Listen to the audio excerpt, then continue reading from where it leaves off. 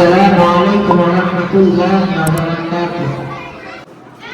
আজ আমরা এমন একটি দিনে স্মরণে একত্রিত হয়েছি যার সঙ্গে জড়িয়ে আছে আমাদের জাতীয় চেতনা ও পরিবর্তনের ইতিহাস।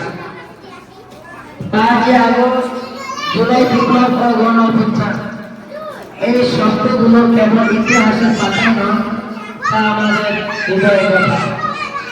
এটি ছিল একটি নতুন বাংলাদেশ গঠনের ঘোষণা।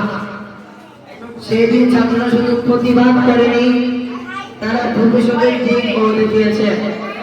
প্রিয় ছাত্র ভাইয়েরা, আজ আমরা সেই ছাত্রদের উত্তরসূরি। আমাদের হাতে গড়ে উঠবে আগামী বাংলাদেশ।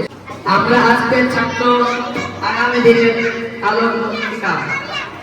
আমরা চাই এমন একটি বাংলাদেশ গড়তে যেখানে থাকবে সত্য ও ন্যায় বিচার, থাকবে ইসলামী আদর্শ, থাকবে না কোনো দুর্নীতি, যেখানে জুলুমের বিরুদ্ধে সবাই কণ্ঠ তুলবে, থাকবে শিক্ষার আলো ও মানবতার কল্যাণ।